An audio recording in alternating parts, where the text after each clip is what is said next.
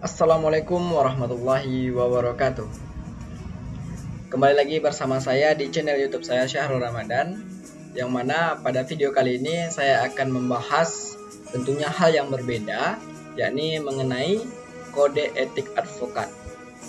Yang mana video kali ini bertujuan untuk memenuhi tugas dari mata kuliah Bantuan Hukum Advokatur yang diampu oleh Bapak dosen Ilham Akbar SHI SHMH. Saya sendiri merupakan mahasiswa jurusan Ilmu Hukum J semester 6 UIN Suska Riau.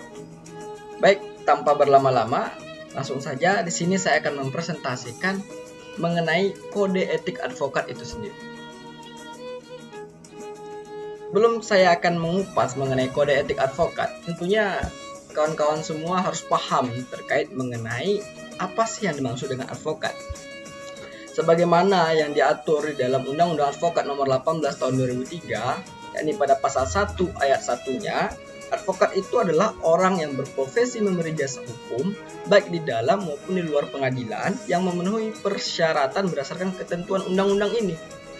Pengertian yang sama juga dijelaskan di dalam Kode Etik Advokat Indonesia, yang mana perbedaannya di dalam Kode Etik Advokat Indonesia itu lebih dijabarkan dengan rinci bahwasannya terkait advokat ini nantinya bisa sebagai advokat, pengacara, penasehat hukum, pengacara praktek ataupun sebagai konsultan hukum. Baik, selanjutnya adalah setelah tadinya kita memahami terkait mengenai pengertian advokat, selanjutnya adalah kita harus paham mengenai apa sih yang dimaksud dengan kode etik profesi itu sendiri.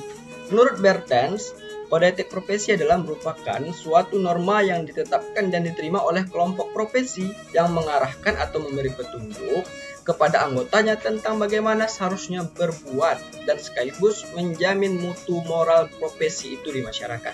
Jadi pada intinya kode etik profesi ini bertujuan untuk sebagai pedoman pedoman bagaimana nantinya anggota profesi itu dapat bersikap menjalankan tugas dan profesinya itu. Kemudian selanjutnya kita masuk mengenai kode etik advokat di Indonesia. Advokat itu disebut juga dengan profesi terhormat ya, atau disebut officium nobile. Terhormat di sini tentunya seorang advokat itu dalam melaksanakan tugasnya memberikan bantuan hukum kepada masyarakat haruslah memiliki tujuan utama itu yakni membantu dengan ikhlas. Bukan menjadikan tujuan utamanya itu adalah materi apalagi uang. Jadi di sini maksud terhormatnya itu adalah membantu dengan ikhlas dan tidak mengharap menjadikan tujuan utama adalah uang. Kemudian dari ketentuan sebagaimana yang maksud pasal 3 ayat 1 Kode Etik Advokat Indonesia, dapat disimpulkan bahwa seorang advokat dalam menjalankan profesinya itu memiliki dua pedoman. Yang pertama adalah kejujuran profesional ataupun professional honesty. Sebagaimana terungkap dalam pasal 3 ayat 1 Kode Etik Advokat Indonesia bahwasannya advokat itu dapat menolak oleh karena tidak sesuai dengan keahliannya. Jadi dia dapat menolak dari klien tersebut jika menurut dia itu tidak sesuai dengan keahliannya, sehingga nanti jika diteruskan pun ini sangat berdampak negatif terhadap advokat dan juga terutama terhadap penyelesaian kasus dari klien tersebut. Kemudian selanjutnya adalah suara hati nurani atau dictate of conscience, yang mana ini keseharusan bagi setiap advokat untuk selalu berpihak kepada yang benar dan adil dengan berpedoman kepada hati nurani. Jadi dalam menangani nantinya suatu kasus yang dilimpahkan kepada dia harus tanyakan dulu terhadap hati nuraninya. Jangan sampai ia menyelesaikan kasus tersebut dengan dalam keadaan terpaksa, sehingga hasilnya nanti tidak akan maksimal. Namun seorang advokat itu tidak boleh menolak kasus yang dilimpahkan kepada dia dengan alasan agama, kepercayaan, suku, keturunan, jenis kelamin, keyakinan politik, apalagi kedudukan sosialnya. Ini sangat tidak boleh tentunya kawan-kawan. Karena sejatinya setiap orang itu berhak mendapatkan bantuan hukum. Selanjutnya adalah pelaksanaan kode etik dan undang-undang advokat. yang mana berkaitan dengan Undang-Undang Advokat ya nomor 18 tahun 2003, maka disusunlah Kode Etik Advokat Indonesia itu, yang mana tujuan utamanya adalah untuk menjaga martabat dan kehormatan profesi advokat itu sendiri. Hal itu jelas dalam pasal 26 ayat 1 UU Advokat. Selanjutnya adalah kita masuk mengenai apa sajakah nantinya yang wajib dilakukan seorang advokat tersebut terhadap atau dengan berhubungan dengan seorang kliennya. Yang mana hubungan advokat dengan kliennya ini jatuh dalam pasal 4 Kode Etik Advokat. Namun pada dasarnya ya Kode Etik Advokat Indonesia ini itu mengatur mengenai hubungan advokat dengan klien dan juga dengan teman sejawat. Yang pertama kita jelaskan mengenai hubungan dengan klien. Ada beberapa hal, ada 11 poin yang diatur tata krama kode etik nantinya dengan klien. Yang pertama adalah advokat dalam perkara-perkara perdata harus mengutamakan penyelesaian dengan jalan damai. Ini artinya apa? Karena sejatinya hal-hal kasus-kasus perdata ini lebih baik diselesaikan secara privat ya. Karena misal seperti perceraian, ini kan hal-hal privat, lebih baik diselesaikan secara ya damai, kekeluargaan ya, non litigasi seperti itu. Kemudian selanjutnya adalah yang kedua, yaitu advokat tidak dibenarkan memberikan keterangan yang dapat menyesatkan klien mengenai perkara yang diurusnya. Jadi harus keterangan yang diberikan itu tidak boleh menyesatkan. Jadi harus sesuai dengan apa yang dimiliki atau ilmu yang dimiliki oleh seorang advokat tersebut. Selanjutnya adalah advokat tidak dibenarkan memberi jaminan kepada kliennya bahwa perkara yang ditangani ini akan menang. Karena sejatinya ya ini suatu hal yang tidak boleh ya. Kita belum menyelesaikan, belum terjun ke lapangan, belum bersidang, namun kita sudah memberikan harapan ya. Ini tentunya nanti jika seandainya tidak sesuai dengan harapan, ini sangat mengecewakan klien. Selanjutnya adalah dalam menentukan besarnya honorarium, advokat wajib mempertimbangkan kemampuan klien. Ini tentunya sangat jelas karena dalam nantinya menyelesaikan suatu permasalahan tentu ingin diberikan honorarium ya. Tentu dalam honor ini ya kita tidak boleh egois. Kita harus melihat juga ya, seorang advokat itu harus melihat apakah orang yang dibantu ini orang yang mampu atau tidak gitu. Karena sejatinya kembali lagi advokat itu adalah profesi yang terhormat. Selanjutnya adalah advokat tidak dibenarkan membebani klien dengan biaya-biaya yang tidak perlu.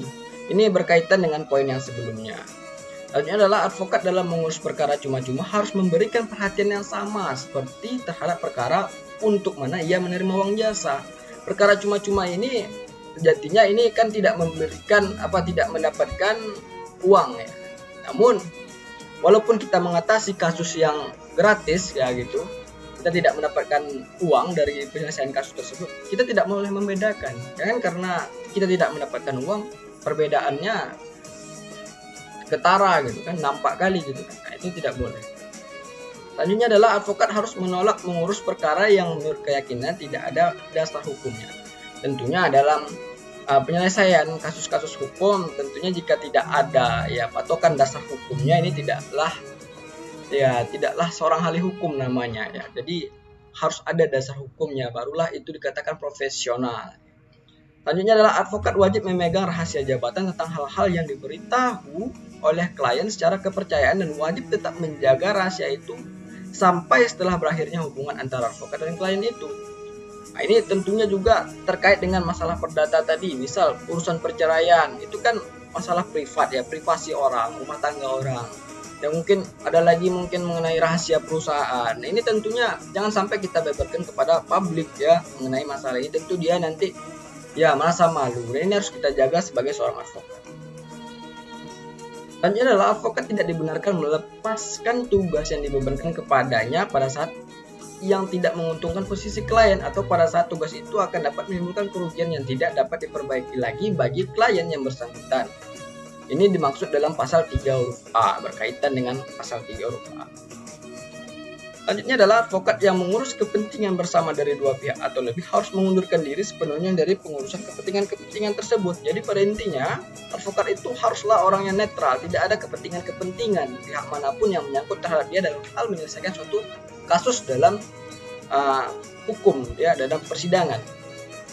Selanjutnya adalah hak retensi advokat terhadap klien diakui sepanjang tidak akan menimbulkan kerugian kepentingan klien.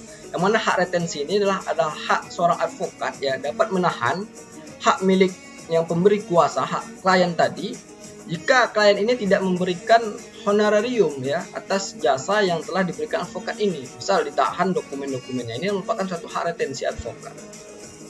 Selanjutnya itu tadi mengenai hubungan advokat dengan klien. Selanjutnya kita akan masuk mengenai hubungan advokat itu dengan teman sejawat, yang mana diatur dalam pasal 5 Kode Etik Advokat. Yang mana di sini yang pertama adalah hubungan antara teman sejawat advokat harus dilandasi sikap saling menghormati, saling menghargai, dan saling mempercayai. Namun sebelumnya kawan-kawan harus mengetahui juga apa yang dimaksud dengan teman sejawat ini. Teman sejawat ini adalah orang atau mereka yang menjalankan praktek hukum sebagai advokasi, ya, mereka sama sesuai dengan ketentuan peraturan undang-undangan yang berlaku. Mereka sama-sama advokat intinya, kawan-kawan. Yang kedua, ya, advokat jika membicarakan teman sejawat atau tidak berhadapan satu sama lain dalam sidang pengadilan, hendaknya tidak menggunakan kata-kata yang tidak sopan, baik secara lisan maupun tertulis. Jadi jangan misalnya nanti, ya, kita sama-sama advokat, ini menunjukkan mana yang lebih baik, mana yang lebih pintar, sehingganya ini mengeluarkan kata-kata yang tidak sopan, yang tidak enak dalam suatu persidangan. Ini jangan sampai. Selanjutnya adalah keberatan terhadap tindakan teman sejawat yang dianggap bertentangan dengan kode etik advokat harus diajukan kepada Dewan Kehormatan untuk diperiksa dan tidak dibenarkan untuk disiarkan ataupun dipublikasikan melalui media massa. Jadi kalau ada pertentangan dengan kawan sejawat tersebut, ya lebih baik diserahkan kepada Dewan Kehormatan. Jangan sampai adu jotos ataupun berkelahi dalam ruang sidang. Sebenarnya tidak boleh, bertentangan dengan kode etik advokat. Selanjutnya adalah advokat tidak diperkenankan menarik atau merebut seorang klien dari teman sejawat. Ini jelas, ya, jadi jangan sampai iri-iri sesama advokat. Kemudian adalah apabila klien hendak mengganti advokat, maka advokat yang baru hanya dapat menerima perkara itu setelah menerima bukti pencabutan pemberian kuasa kepada advokat semula dan berkewajiban mengingatkan klien untuk memenuhi kewajibannya apabila masih ada terhadap advokat semula. Jadi jika ingin mengganti ke advokat yang baru, ini harus melalui prosedurnya, gitu, harus memberikan surat kuasa kepada advokat semula. Kemudian selanjutnya adalah apabila suatu perkara kemudian diserahkan kepada klien terhadap advokat yang baru, maka advokat semula wajib memberikan kepadanya semua surat dan keterangan yang penting untuk mengurus perkara itu. Jadi jangan sampai pula nanti karena sakit hati advokat yang lama ini dia tidak ingin memberikan dokumen-dokumen. Ini tidak boleh, ya. Jadi jika seandainya klien tersebut sudah mengikuti aturan-aturannya yang telah ditetapkan dalam hal mengganti advokat, ya advokat yang lama harus memberikan hak-hak atau hak milik yang seharusnya memang kepunyaan dari si klien tadi, gitu. Mungkin itu saja yang dapat saya presentasikan mengenai kode etik advokat dalam hal mata kuliah advokatur yang diampu oleh Bapak dosen Ilham Akbar, SHIS HMH. Tentunya dalam presentasi ini terdapat banyak kesalahan. Untuk itu saya selaku manusia biasa memohon maaf atas kesalahan tersebut. Terima kasih banyak kepada Bapak dosen yang telah memberikan bimbingannya. Untuk itu jangan lupa kawan-kawan subscribe, share, dan juga like YouTube saya. Terima kasih, sampai jumpa di video berikutnya. Wassalamualaikum warahmatullahi wabarakatuh. Mohon maaf lahir dan batin.